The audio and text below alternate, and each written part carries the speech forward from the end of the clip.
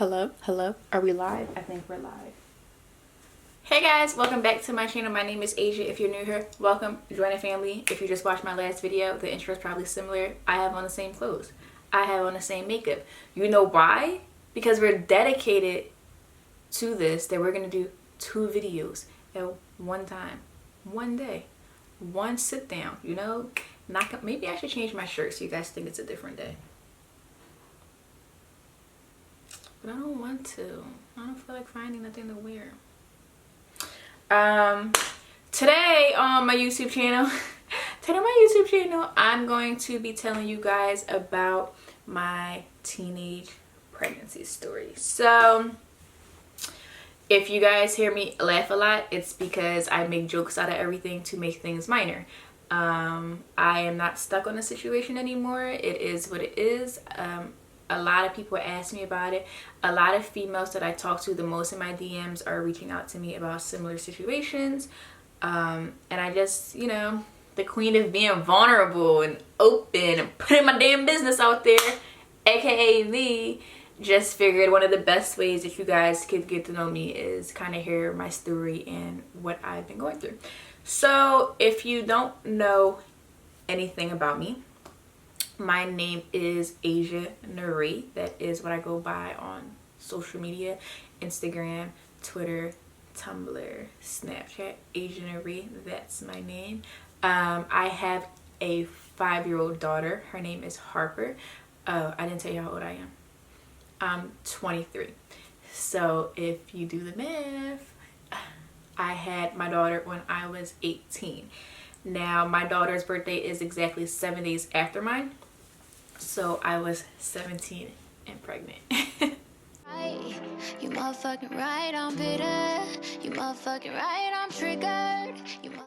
It's crazy because I really stress myself out about applying pressure to myself, but sometimes I think of the things like that I did accomplish. I don't give myself enough credit, in my opinion. But yeah, so we're just gonna jump right into the story, by the way, guys. So I was 17 when I found out I was pregnant. My daughter's dad is the one who told me I was pregnant. At the time, he was in jail. He just, I don't even know how to like speak like an educated human right now. He just was locked up recently at that time. And I went to visit him one time and he was like, you know, you look different. He was like, I don't know, you might be pregnant. Okay, cool, whatever. I was like, no, I'm not. A few weeks went by and I kind of noticed that I started to change. Not like noticed it like a change, but like, I don't know. I was like, let me just take a test. I was never one of those people that I clocked my period because I hate my period. Why would I let that negative energy into my life with knowing when my period's gonna come? That will dampen my fun, you know? So I'm one of them. It's just like, oh, hey, you decided to come on today? Great, thank you, bravo. I didn't clock it. So at that age, I just used to wait for it. I ended up taking a pregnancy test and it came back negative. So I was like, okay, I'm not pregnant. Ha ha ha, joke's on you. A few weeks later, I still never got a period. So I took a test again and my pregnancy test came back positive within 2 seconds. You know how they say, wait 3 minutes, put it on the counter, let it sit down, let it marinate, let the juices flow. No, the pee loaded up and it was 2 lines. That was it. My hormones were that strong already at that point in my pregnancy. So, I had so many emotions. It was one of those things that I didn't know what to think or what to feel. You know, I was a child at the time, and looking back, I realized that some of the advice that was given to me was very sound advice and I was being stubborn. However, I want to include that I don't regret my decision to be in the shoes that I am today. I love being a mom. And also, I'm going to be very honest about my story and what I went through, and it's in no way, shape, or form to bash the other parties included. But, you know, it's the truth. I don't care. We all know I tell the truth. I don't have nothing to hide from. I don't have nothing to run from. I'm not scared about what I went through. I'm not embarrassed about it. It is what it is. So,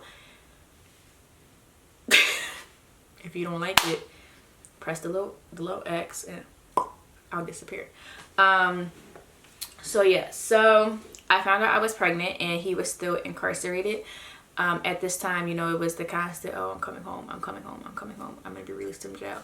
Also, by the way, my daughter's dad is older than me. And I found out I was pregnant. I kept it a secret from everybody just because I didn't know what to do. You know, it was the first time I've ever been in that predicament. It was the first time I've ever felt like super confused and like lost, I guess. Well, that's the right way to say it.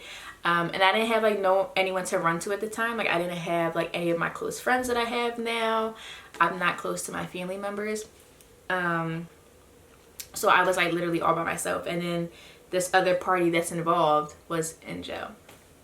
So I found out I was pregnant. I kept it a secret, and I had a friend at the time. Me and her are no longer friends, of course. She knew I was pregnant, and I was in such disbelief that I was pregnant at this time because I kept taking pregnancy tests. Like I probably spent like $300 on pregnancy tests just for them to come back positive. Like I would go out with my friends, eat and stuff, and then I'm like, I'm gonna go pee, guys. Like just hold on really quick. And I would pee and it'll come back positive. I'd be like, damn, I'm really freaking pregnant. It went as so far to me not believing that I was pregnant that I went to the emergency room. Because I was like, it's no way these pee sticks are positive. I was like, somebody got to test my blood. Somebody has to test my blood. So my friend was like, this is one of the nights we were out, and I was like, come on, can you just come to the hospital with me? Sorry, making sure like my lips still look fine. I was like, can you just come to the hospital with me? Like, come on, you know, like we're not doing anything tonight. So she agreed. We sat in the emergency room, and lo and behold, guess who was pregnant? They gave me an ultrasound and everything. So yes, I know I'm wasting tax dollars, but guys, it was an emergency. What do you want me to do? Yeah, at that point I was like, damn, like I'm pregnant. It's a baby in me. I was about like 8 weeks. No, I wasn't. Yeah, I was like 8 weeks at that point. Because I still have the ultrasound pictures from that visit. So at this time, I was living in Virginia. I was attending high school in Virginia, and I was coming back and forth. So I went home, and I believe the next person I told was my cousin, my older cousin, my cousin from my dad's side. Her and her friends came down to Virginia. Like we always have like these big family events, and they came, and I was like, hey, like I want to tell you guys something. And I was like, oh, I'm pregnant, ha ha ha ha ha. And nobody believed me. They made me take a test. So I went and bought the clear blue test that tells you how far along you are. And I took it for them. And it said like 1 to 2 or like 2 to 3, I believe, or something like that. So at that point I was like, okay, it's real. I was living with my dad and my stepmom at the time. And my dad was living in Bahrain, though. My dad was stationed over there overseas. My dad's in the military, if you guys didn't know that as well. So I told my stepmom. I was like, hey. It was a point in time where me and my stepmom were very close. So we had like one of those more like a friendship than like a... I mean, we had like a mom-daughter bond, but it was like based solely off of a friendship. So I was like, hey, I want to tell you something. My aunt was there as well. And I was like, I'm pregnant. She was like, no, you're not. And I was like, yes, I am. She was like, no, you're not. My stepmom is very religious and has strong beliefs. So my stepmom does not support abortions. So at that point, it was like, well, you're having this baby. I'm not going to lie. Like when I told them and they were excited, it made me excited. Like it made like my worries and my doubt go away. But like looking back, it's not that she doesn't love me. Like she loves me, but like from my mom's perspective, I get it now. Like my mom loves me differently, you know. So my dad ended up coming home a few weeks later, and we sat down and we told my dad. And my dad is not emotional at all, so he like got mad. Like I mean, of course he got mad, but like it was like, okay. And he didn't talk to me for like a few days. And then like the next day I randomly came home from school and I was sitting there eating. He was like, well, what are you going to do? And I was like, what do you mean? He was like, how are you going to finish school? And I was like, I'm going to go to school. Like, you know, just like, things are like, we're like, what do you mean? How? But like, it doesn't make it impossible if you have a kid. And I was like, I'm gonna go to school. And he was like, well, what are you gonna do about this? And I just was like, I don't have time for this. Like, I don't have time to talk to you. So the biggest hurdle of it all was my mom. I grew up primarily with my mom my entire life up until when I moved to Virginia for high school for 2 to 3 years. Other than that, I was always with my mom. It wasn't until I had my daughter that me and my mom became very, very close. So I remember I was in bed one time in Virginia and my mom called me and she was like, why the fuck am I hearing that you're pregnant and he's so much older than you and he's in jail? Right? Mind you, I was asleep. I had a really rough pregnancy. I was sick like the entire beginning of my pregnancy, like going up into the 2nd trimester. And I was like, what are you talking about? That's you know how when you got caught, you're just like, what? I don't know what you're talking about. I plead the fifth. It was one of those situations because I wasn't ready, you know, like I didn't know where my mind was yet. So she ended up being pissed at me, and you know, I was like, well, it's okay because I live in Virginia and you're in Philadelphia. Like, you can't do anything to me. You can't yell at me to my face. Like, I don't have to see you. My dumb ass. Of course, my dad was like, oh, we're gonna go back to Philly this weekend. It was somebody's birthday in my family. Somebody was having a get together. I don't know. And we went.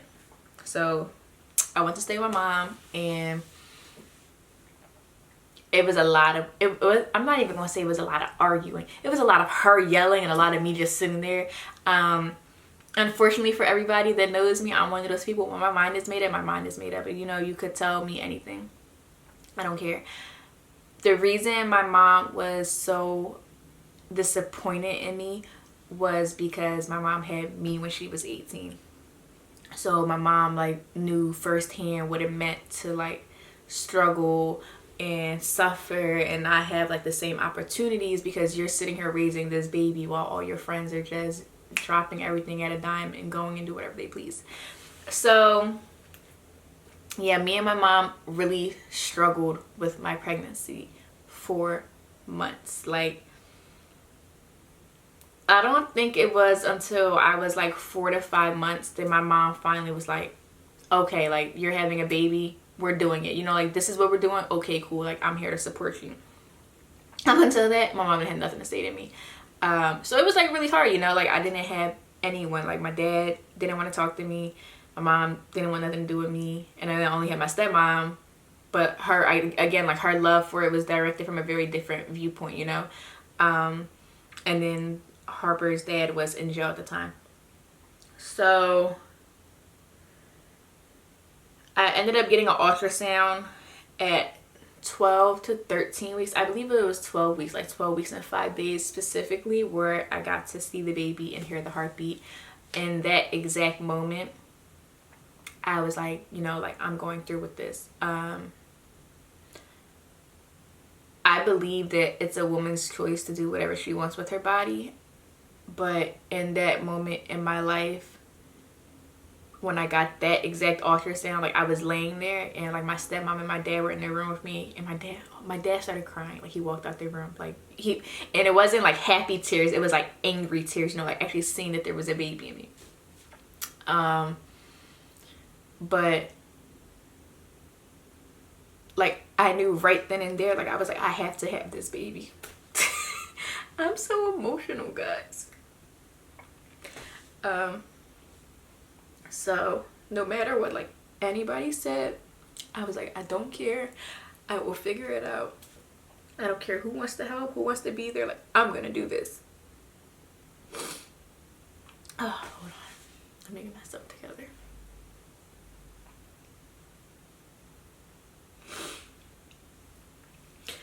So like I said, I'm just one of those people, like, when I make my mind, like, I put my mind to it, you know.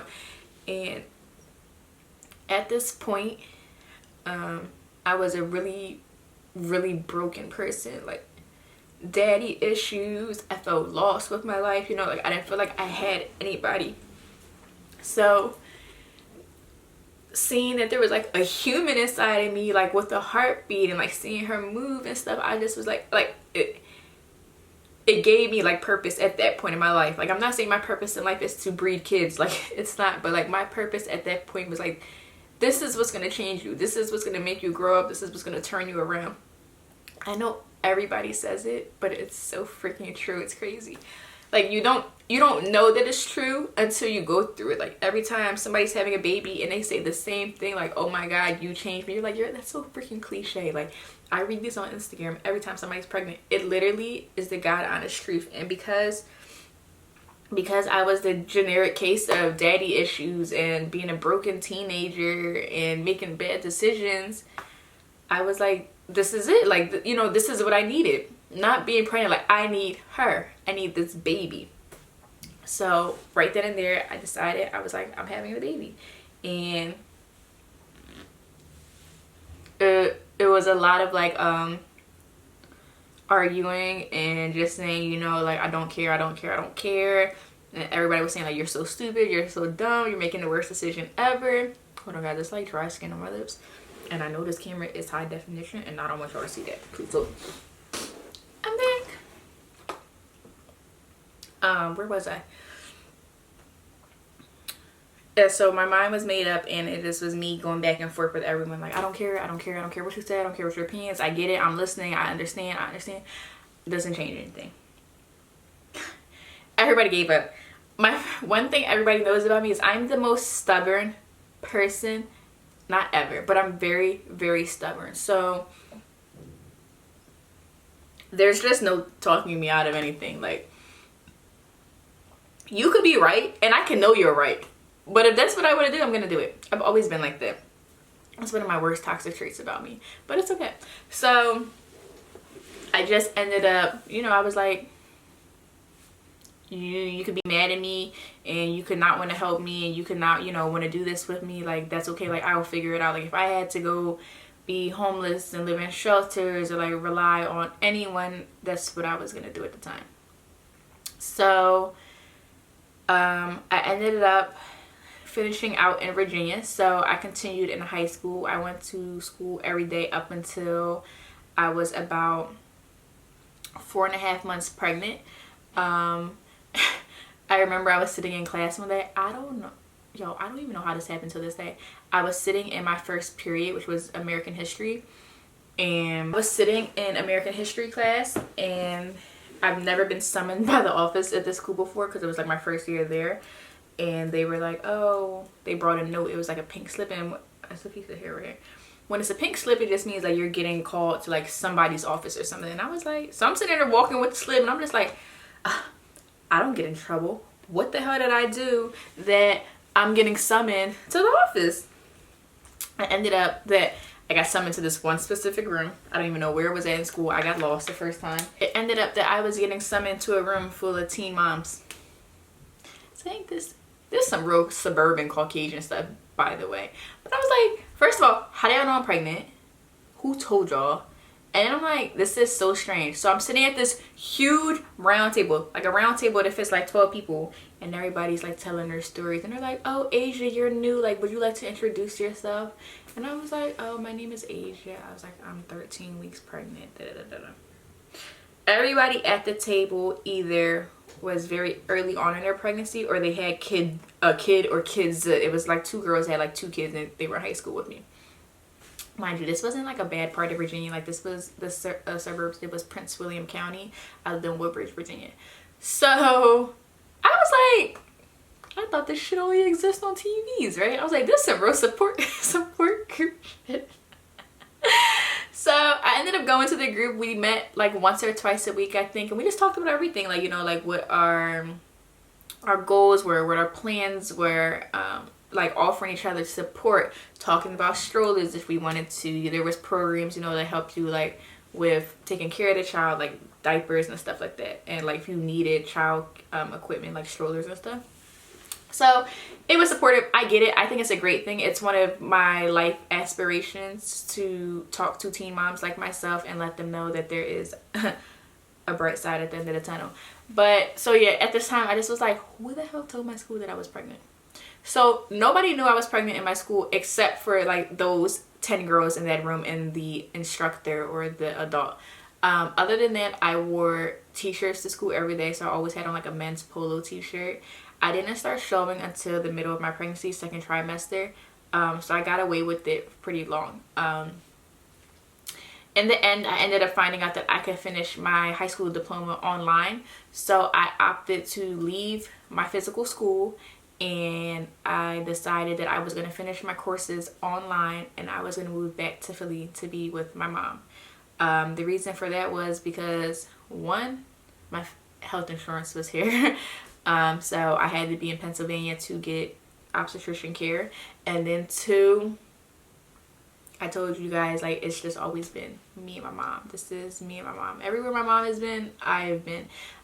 So she finally got over it, and she was like, you know, come home, let me if we're gonna do it, you're gonna do it the right way, basically, was my mom's point, which I appreciate more than ever. So I ended up moving home. I finished my courses and I graduated on time. I opted to not walk in my graduation, so that was fine. I gave birth to Harper on April 14th. I turned 18 on April 7th. I think where everything went left was that throughout my entire pregnancy, my daughter's dad was there for me. And I mean, it's hard to be there for someone while they're in jail, but you know, like, we sat on the phone as much as we could. He called me as much as he could. We wrote letters to each other as much as we could. Like, we talked about baby names and raising this baby together and what life was going to be like. And I know you're thinking, Asia, this is what men in jail do. They lie, right? 2 steps ahead of you. I knew that. It's just, you know, it's different, like, when you have this child, because you want this family. He also has another child that's older than mine, and now he has another child that's younger than mine. I am the second baby mom out of 3. Yeah, life comes at you quick, right? I'm also the youngest. So when I ended up moving back, it was when I was about roughly 6 months pregnant, I'm gonna say, like a guesstimate, because I was big at this point. Like, it wasn't the end of my pregnancy, but it was nearing the end. When I was about 6 months pregnant, he was released from jail, and mind you, we've talked every single day that this man has been in jail about this pregnancy. And the day that he was released from jail, I knew it was a chance he was going to come home that day, but you know, you just never know what's going to happen at court. But I knew there was a chance. And the day that he got released, he called my phone and he was like, "That's not my baby."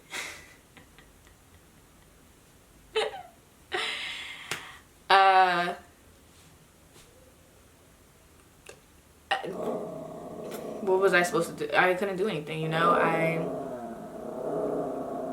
That's exactly my sentiments. I talked to this man every day during my pregnancy, and he was there for me and I was there for him, and you know, sent him ultrasounds, and he was giving me money to take care of this pregnancy, you know, like buy her stuff. And puppy boy, shut up. And he came home, and literally he must have got access to a phone like within 2 hours, and he called me. He was like, "That's not my baby." And I said, "Okay." So at that point, I was like, I'm back to being very much alone. Like, just when I thought shit was gonna go up and look good for me, I said shit gets worse.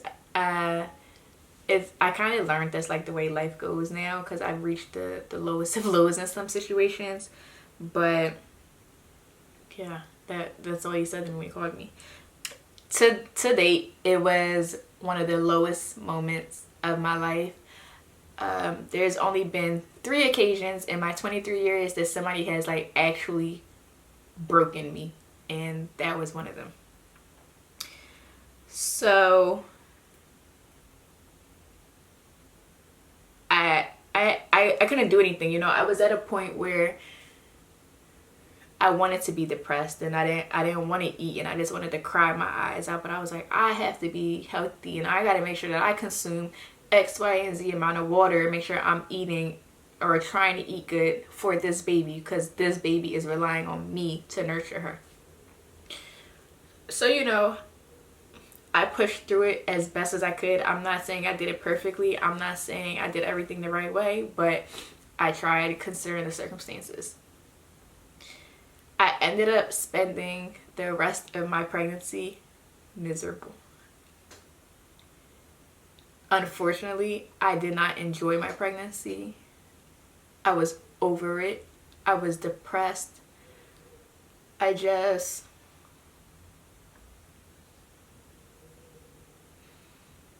didn't care, because it wasn't more so about him. It was the fact that he waited until I was 6 months pregnant to do it, you know, like, because while I don't regret it, if I would have known that's how it would have happened, I probably wouldn't have like went through with it, because I ended up all by myself at 17. So it's crazy that it still makes me cry like 5 years later. So I was like tortured. I used to like just be laying in bed on my phone, on Instagram, minding my business, and the other daughter's mom used to like call my phone and like leave voicemails so that I could hear him talking, so that I knew that he was with her still. Like, whether it was at 2 o'clock in the afternoon or 2 o'clock in the morning, the voicemails were being left on my phone. She would call me and we would argue. Like, she'd just be like, I don't know why you're lying and saying that's his baby. Like, fuck you and that baby. Like, he'll never be a part of that baby's life. And here I am arguing with her, and she's substantially older than me as well. She's older than him. I'm sitting here arguing with her, and I'm not a confrontational person. Like, I'm one of those people that I told you guys, I just shrug my shoulders at everything. Like, okay, like if this is the cards that are being dealt to me in my life, okay, cool, whatever, like I'll get through it. I used to just do all that, and like my mom or my stepdad would hear me like yelling on the phone. My stepdad would be like, she's yelling, like, you know, like go see who she's arguing with.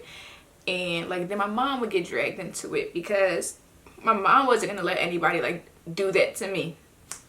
So I was like tormented, to say the least, and it wasn't fun. It really wasn't fun. I always tell everybody there's two things I would never wish on my worst enemy, and that's to know what it feels like to lose your significant other, and then to be pregnant and alone because someone is choosing to do so. I always have a very big soft spot for people that are pregnant and doing it by themselves, because I freaking get it. It's shitty. It's a really shitty place to be, like a really shitty predicament. So yeah, I'm not going to go into too many details about like what was done to me or what was said to me, but I cried probably like 2 to 3 times every single day. I didn't enjoy my pregnancy. I have literally probably like 5 pictures of me with a belly. They're not good quality. They're not even like showcasing anything. They're just like, they were basically me taking a picture like to show like how big I was. Like just to, like, oh my god, someone as small as me, and I was so skinny, could get this big. When, you know, I was like 110 pounds when I got pregnant. And that's one of my biggest regrets to date, is that I didn't embrace my pregnancy. So I pushed through. My mom was my backbone in the situation. She went to every doctor's appointment with me, every ultrasound. Did all the shopping with me. My mom is the one that threw me the baby shower, even though I didn't want one. Like, it was just, I have no friends at this time. So when I was 6.5 to 7 months pregnant, I went and got one of my ultrasounds, and the doctor was like, something doesn't look right. Me again, just my fucking luck. I can't catch a fucking break, right? So they sent me to a specialist. Like, they wanted a more in-depth ultrasound. So I did that. And the ultrasound technician and the doctor were basically like, the baby has a heart murmur. She has a hole in her heart. I don't know. So my mom was like, oh, like, you know, like your twin aunts had them. I had them. Like, it's okay. It's not the end of the world. Then they were like, well, we don't know if this baby is going to have Down syndrome or anything. Like, do you want to be tested for that? Because at this point, everything is not looking okay.